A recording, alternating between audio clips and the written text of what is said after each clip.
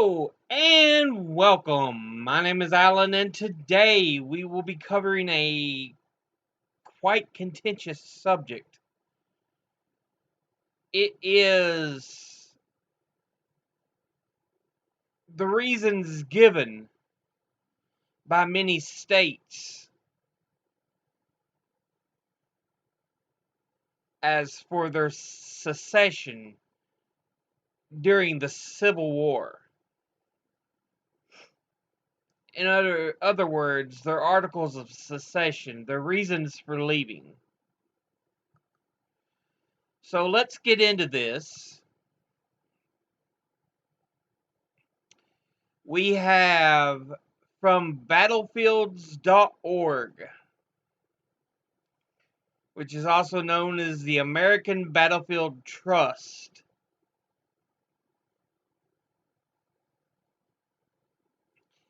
Says the root cause of the American Civil War is perhaps the most controversial topic in American history. Even before the war was over, scholars in the North and the South began to analyze and interpret the reasons behind the bloodshed. The scholars immediately disagreed over the causes of the war, and the disagreement persists today.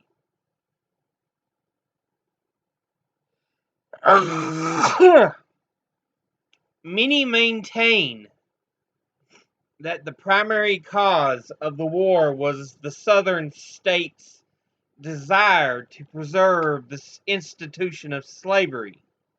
Others minimize slavery and point to other factors, such as taxation or the principle of states' rights. Now, as someone who grew up in the South, this is something I've heard on both sides.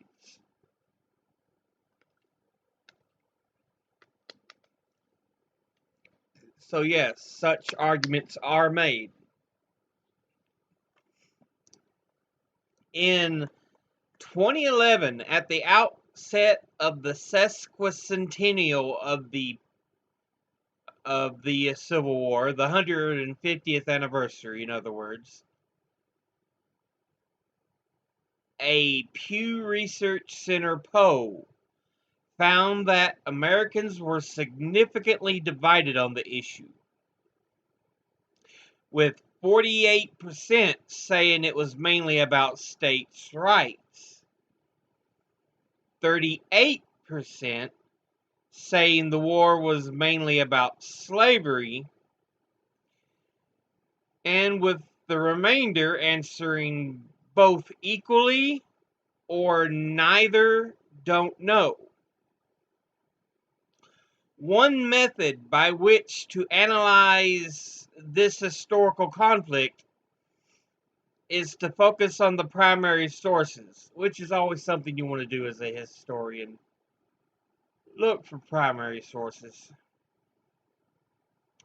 Every state in the Confederacy issued an article of secession declaring their break from the Union.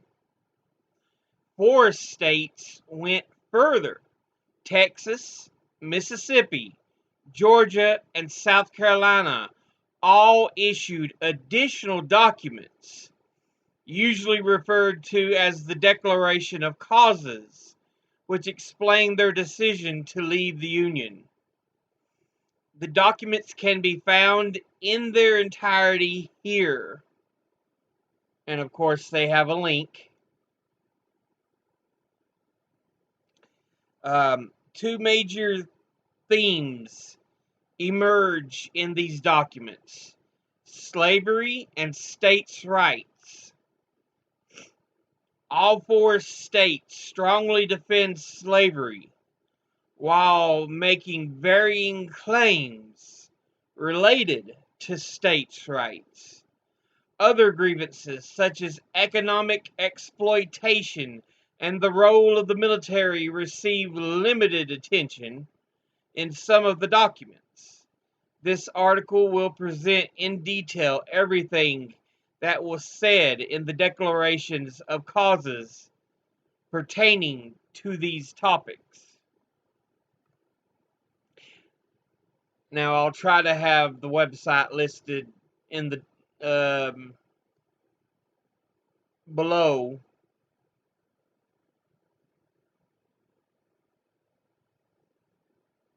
In the description. I was trying to remember what that was called. But anyway, they have the 4 states here, and it divides into pies how much topics on each subject is mentioned. Like in Georgia, the largest topic mentioned was slavery, 56%. Second largest, context, at 23%. The third was economic issues at 15%. And then you had states' rights at 4% and Lincoln's election at 2%. And they have Mississippi broke down into a pie as well. The largest percentage, again, is slavery at 73%. The second largest, context, at 20%. Then Lincoln's election at 4%, and states' rights at 3%. They have Texas broke down, and the largest in it is slavery at 54%. Context next at 21%. States' rights third at 15%. Military protection was fourth at 6%. And then Lincoln's election was the last one at 4%. South Carolina is kind of the unusual one, because the largest is actually context at 41%. States' rights is second at 37%. Then slavery at 20%. And then Lincoln's election is last at 2%. So South Carolina is kind of the oddball in there, whereas the other 3 had slavery mentioned in over 50% of the reasons listed. And below it gives a little footnote. These charts show how many of the words were devoted to the issues raised in each state's declaration as a percentage of the whole. Context refers to procedural language and or historical exposition that is not connected to a specific argument.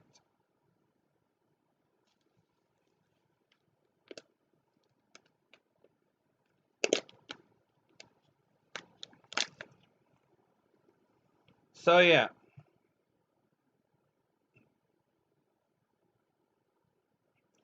By far the biggest in every state was slavery and context. And then states' rights were mentioned for everyone, but they were bigger in some than others. Like South Carolina and Texas, they had a much bigger portion of the pie.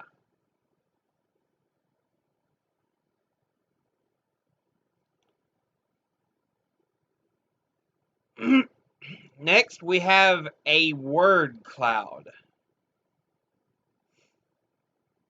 And it says the word cloud shows the 50 words used the most in the Declaration of Causes by those 4 states. The largest, by far, is the word states. Next, probably government, with Constitution right behind it. And then you have a mixture of words such as united, south, federal, right, people, north, union, state, and slavery.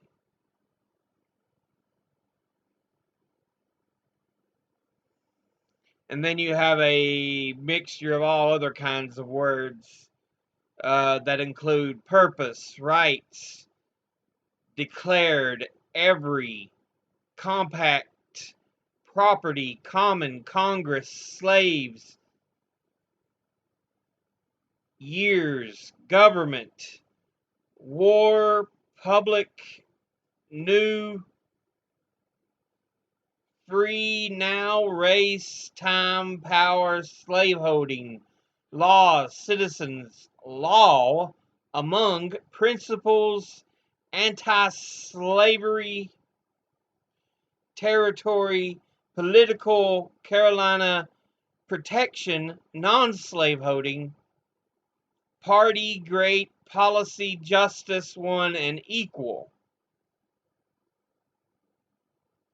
Now, you may question a bit, how can government be listed twice? Well, one's a big G government and the other's a small g government. And then there was another similar that I saw like that. Let me try to find it again.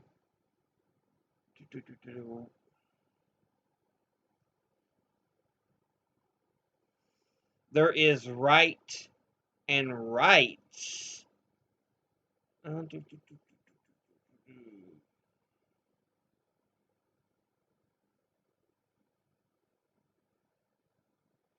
Law and laws.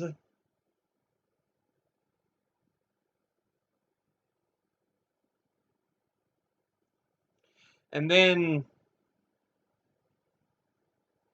state and states, which I'm assuming the reason states, S-T-A-T-S, is by far the largest, is use in the name of the country, United States.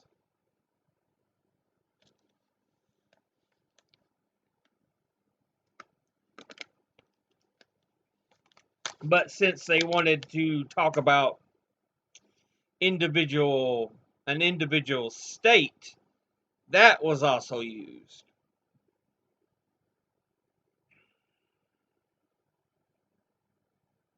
I'm trying to find if there's any other more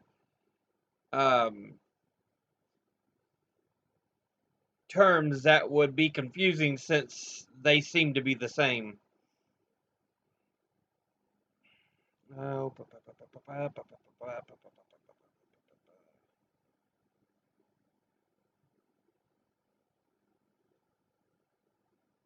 Okay, all the rest seems to be acceptable. Well, understandable, we'll say that. But yeah, the word cloud showed the 50 words used the most in their declarations of causes. And like I said, I read those out to you.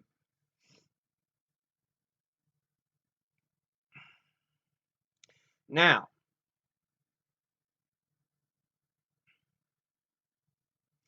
let's look at issues. The first one we list, of course, is the big one a lot of people like to argue about, slavery. Each declaration makes the defense of slavery a clear objective.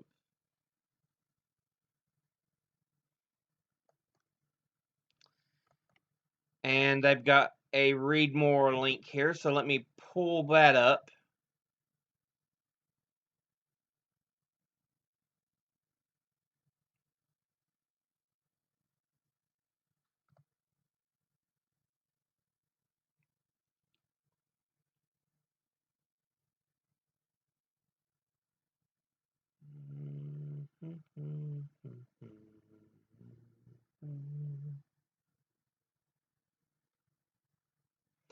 So the first, they list the Declaration of Causes of the Seceding States, and they are for the states of Georgia, Mississippi, South Carolina, Texas, and Virginia, that these particular documents they have are of. Reading from Georgia's Declaration of Causes. The people of Georgia, having dissolved their political connection with the government of the United States of America, present to their Confederates and the world the causes which have led to the separation. For the last 10 years, we have had numerous and serious causes of complaint against our non-slaveholding Confederate states with reference to the subject of African slavery. They have endeavored to weaken our security, to disturb our domestic peace and tranquility, and persistently refuse to comply with their express constitutional obligations to us in reference to that property, and by the use of their power in the federal government have striven to deprive us of an equal enjoyment of the common territories of the Republic. This hostile policy of our Confederates has been pursued with every circumstance of aggravation which could arouse the passions and excite the hatred of our people, and has placed the two sections of the Union for many years past in the condition of a virtual civil war. Our people, still attached to the Union from habit and national traditions, and adverse to change, hoped that time, reason, and argument would bring, if not redress, at least exemption from further insults, injuries, and dangers. Recent events have fully dissipated all such hopes and demonstrated the necessity of separation. So, the one of the things that are brought up in the very forefront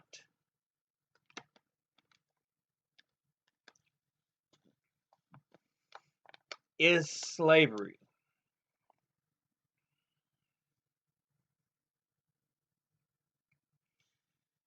And they proclaim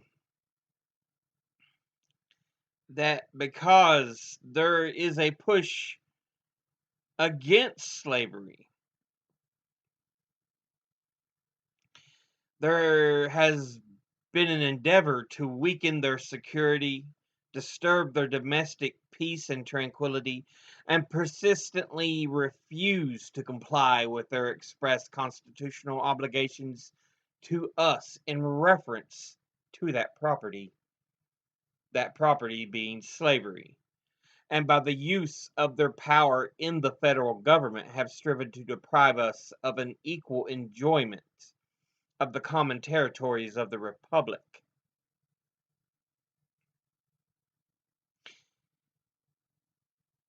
So, the very first thing gone over is slavery.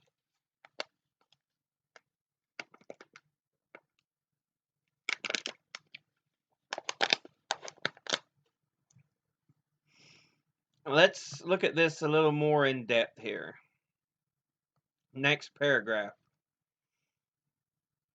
Our Northern Confederates, after a full and calm hearing of all the facts, after a fair warning of our purpose not to submit to the rule of the authors of these wrongs and injuries, have by a large majority committed the government of the United States into their hands. The people of Georgia, after an equally full and fair and deliberate hearing of the case, have declared with equal firmness that they shall not rule over them. A brief history of the rise, progress, and policy of anti-slavery and the political organization into whose hands the administration of the federal government has been committed will fully justify the pronounced verdict of the people of Georgia. The party of Lincoln, called the Republican Party, under its present name and organization, is of recent origin.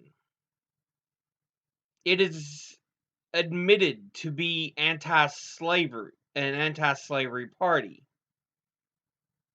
while it attracts to itself by its creed the scattered advocates of exploded political heresies, of condemned theories in political economy, the advocates of commercial restrictions, of protection, of several privileges, of waste and corruption in the administration of government. Anti-slavery is its mission and its purpose.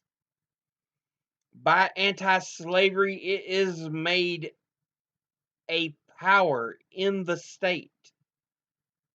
The question of slavery was the great difficulty in the way of the formation of the Constitution.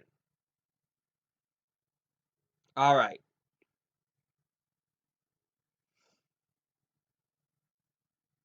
So essentially,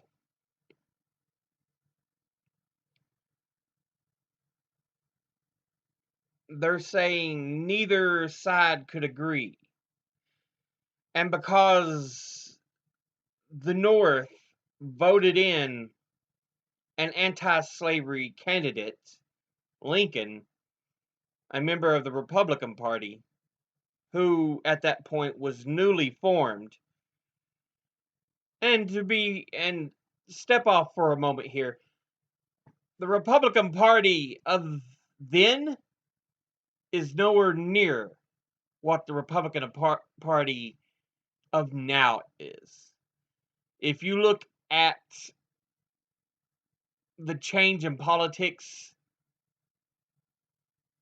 and political parties, yeah, they're not the same party. Nowhere near the same party. You can proclaim, yes, they are the party of Lincoln, but Lincoln would have nothing to do with them today based on their politics. Nothing.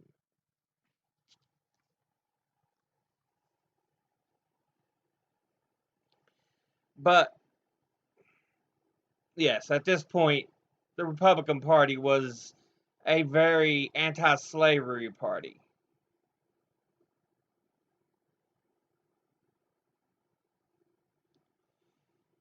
Uh, and of course, this is not something that Georgia is going to abide by because they see that as taking away their freedoms, their rights, their ability to rule over themselves. Even, and they do mention, by anti-slavery, it is made a power in the state. The question of slavery was the great difficulty in the way of the formation of the Constitution. And it was.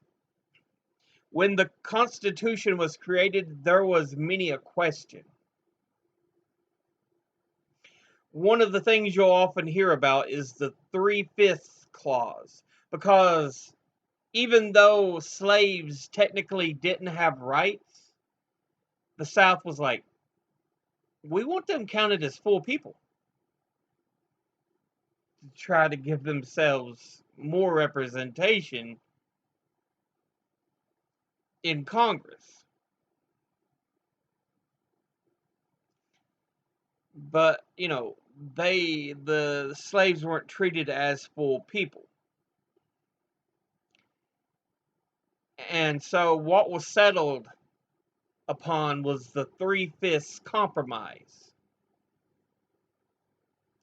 Each slave represented 3/5 of a person. So the South still got to count their slaves as sort of a person,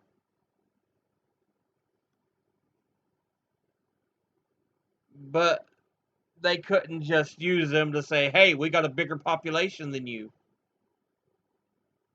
So, and you think of 3/5 of a person,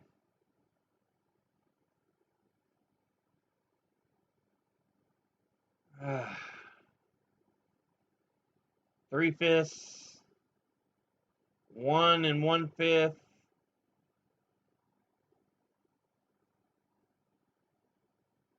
1 4/5, 2 2/5 is 4 people. 5 people would equate to 3 people, if I did the math right in my head. But yeah.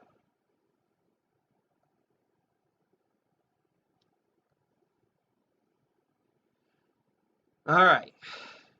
While the subordination and the political and social inequality of the African race was fully conceded by all, it was plainly apparent that slavery would soon disappear from what is now the non-slaveholding states of the original 13. The opposition to slavery was then, as now, general in those states, and the Constitution was made with direct reference to that fact. But a distinct abolition party was not formed in the United States for more than half a century after the government went into operation. The main reason was that the North, even if united, could not control both branches of the legislature during any portion of that time. Therefore, such an organization must have resulted either in utter failure or in the total overthrow of the government. The material prosperity of the North was greatly dependent on the federal government. That of the South, not at all. In the first years of the Republic, the navigating commercial and manufacturing interests of the North began to seek profit and aggrandizement at the expense of the agricultural interests. Even the owners of fishing smacks sought and obtained bounties for pursuing their own business, which yet continue, and $500,000 is now paid them annually out of the Treasury. The navigating interests begged for protection against foreign shipbuilders and against competition in the coasting trade.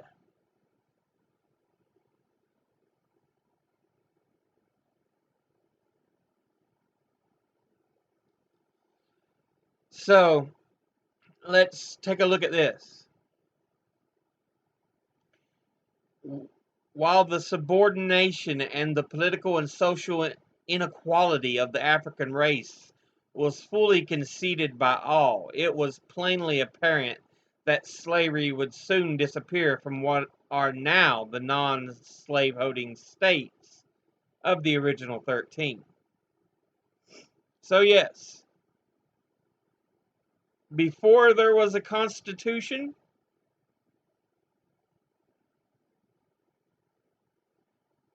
even up to the birth of the Constitution, it wasn't just the South that owned slaves.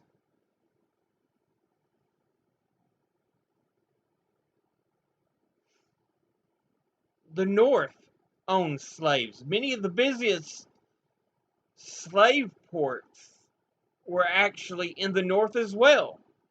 New York City was well known as a trade port for slaves.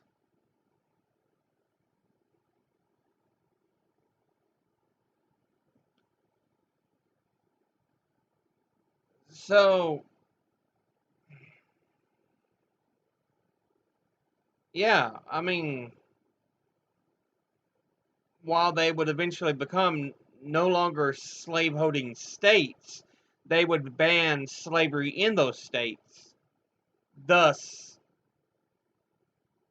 the birth of free men like Frederick Douglass.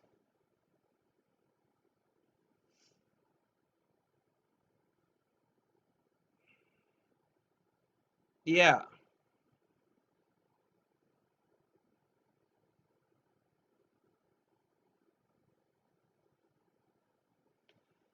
but here's the thing. They mention it in here that the North changed from agriculture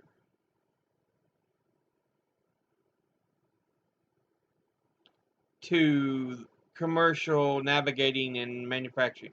In the first years of the Republic, the navigating, commercial, and manufacturing interests of the North began to seek profit and aggrandizement at the expense of the agricultural interests. So, the North moved away a lot from this agricultural society, which the South still remained. South was hugely agricultural. But the North, you begin to see a lot of shipbuilding, a lot of commercial sectors, manufacturing sectors.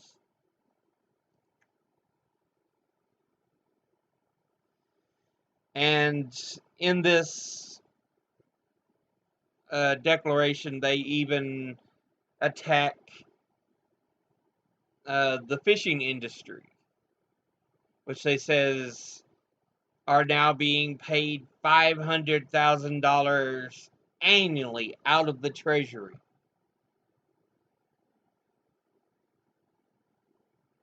And the navigating interests begged for protection against foreign shipbuilders. So yeah, they attack those non-agricultural industries in the North.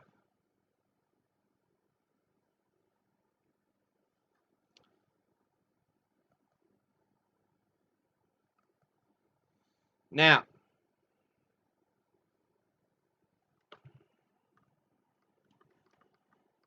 um,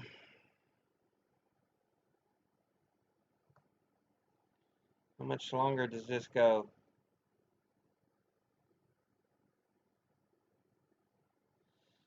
That's still ways to go. So I'm not going to bother reading all of this. But you look at Mississippi's a declaration of the immediate causes which induce and justify the secession of the state of Mississippi from the federal union. And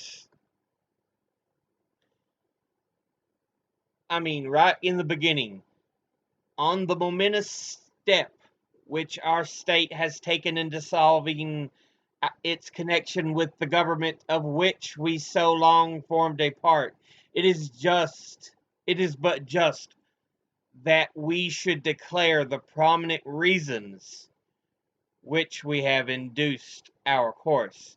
And the very next line, our position is thoroughly identified with the institution of slavery, the greatest material interest of the world. So at the very top, Mississippi says, hey, it is about slavery.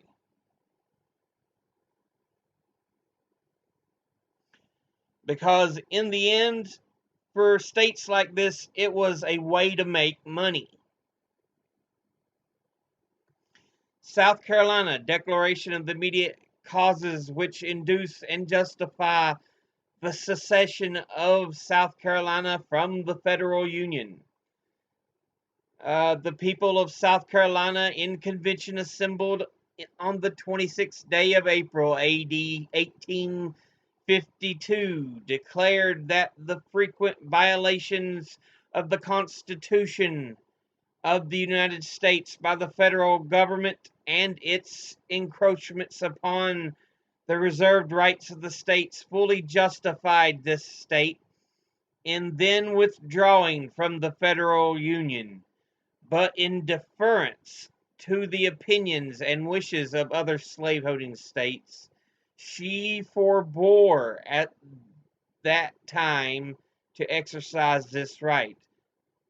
Since that time, these encroachments have continued to increase, and further forbearance ceases to be a virtue. So South Carolina wanted to secede in 1852. The actual Civil War was in 1861, I think is when it began. Yeah, approved January of 1861, Georgia's was, so.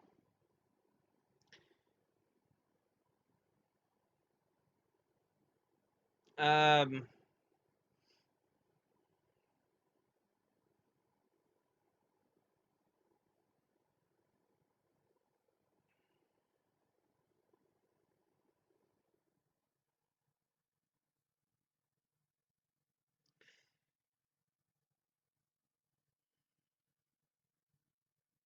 Now South Carolina doesn't doesn't mention slavery right off the top. In fact, it talks about American colonization, their desire to seek independence from Britain, and the forming of the United States.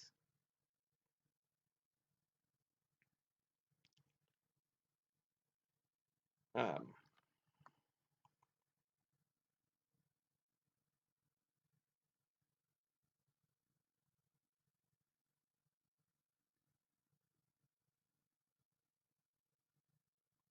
so let me take a look here. I'm looking to see where I can find the first mentions of slavery.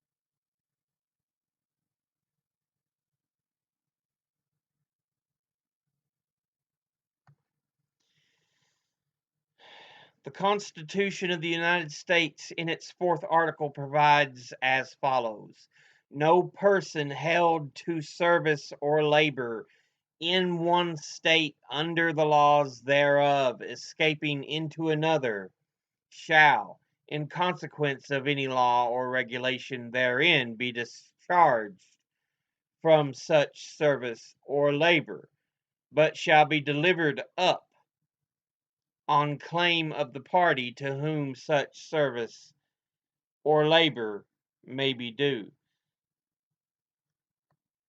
So yes, I think that's the first sighting I see of slavery in here.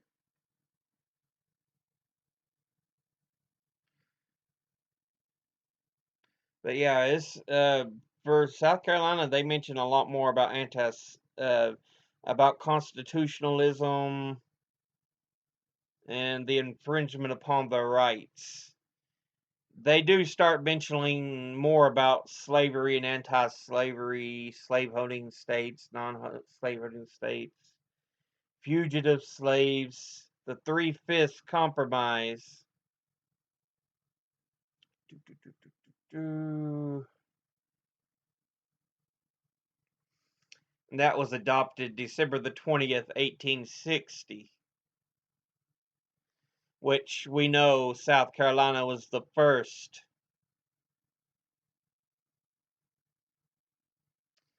to secede from the Union.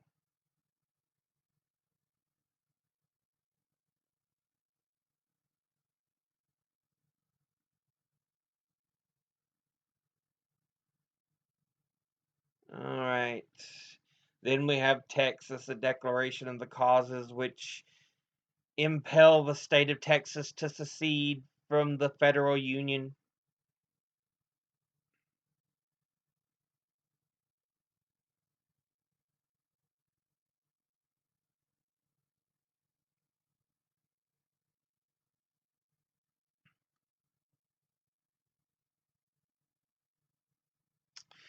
It starts out talking about Texas originally being an independent nation, but then it doesn't take long for it to talk about slavery.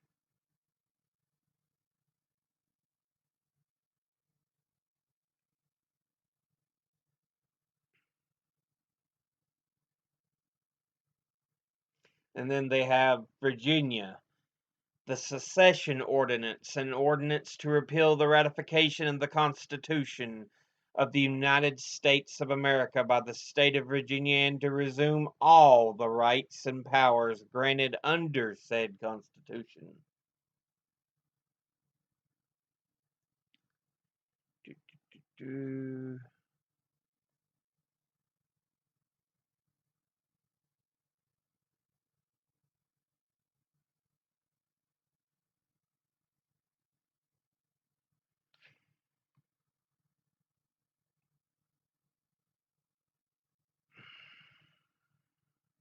So Virginia starts out talking about the Constitution and perversion of um, the powers of the federal government. Let's see. Let me go back up here. The people of Virginia in the ratification of the Constitution of the United States of America, adopted by them in the convention on the 25th day of June, in the year of our Lord 1788, having declared that the powers granted under the said Constitution were derived from the people of the United States and might be resumed whensoever the same should be perverted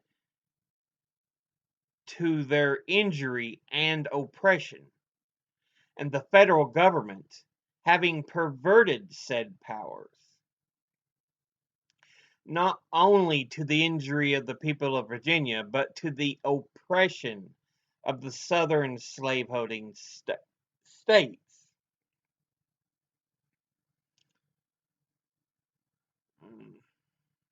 Did they talk a lot about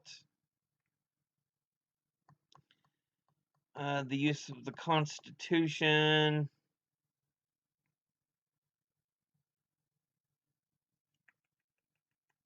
That's really their only mention of slavery. So, in essence, if you want to claim states' rights, it would be about the states' rights to own slaves.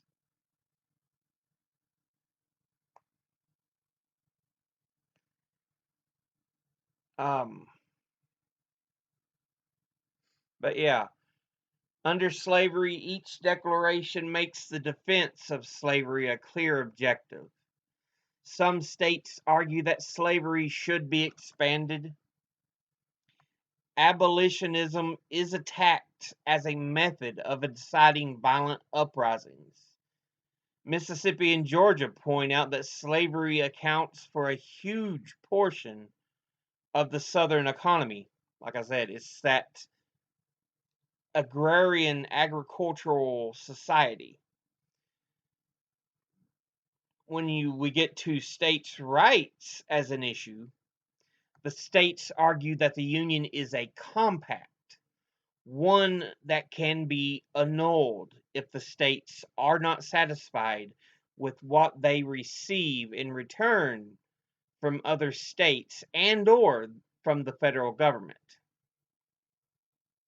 The states also argue that the North's reluctance to enforce the Fugitive Slave Act of 1850, mandating that fugitive slaves be returned to the South, means that the compact is no longer satisfactory. So even in states' rights, it still comes back to slavery. Other grievances. All of the states negatively mention Abraham Lincoln's election and his suspected abolitionist leanings. So they specifically attack him for being an abolitionist. Georgia accuses Northern manufacturing interests of exploiting the South and dominating the federal government. So yeah, we read that part in Georgia's Declaration of Clauses. And Texas expresses dissatisfaction with federal military protection.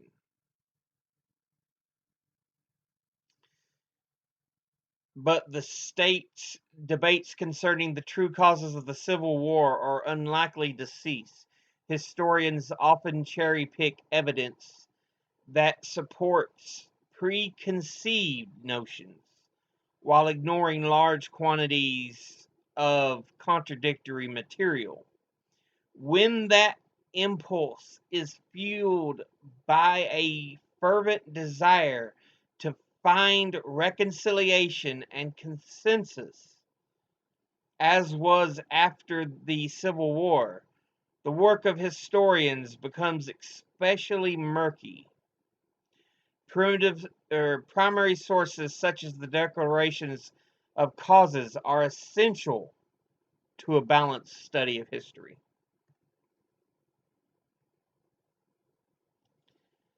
So, yeah, if one is driven enough, they can find excuses. But I will go ahead and list this all in the description below. But as always, educate thyself, think, read, study, learn. I'll see you all. If someone tries to tell you something you have trouble believing, tell them to cite their sources. I'll see you all in the next episode. Until then, later.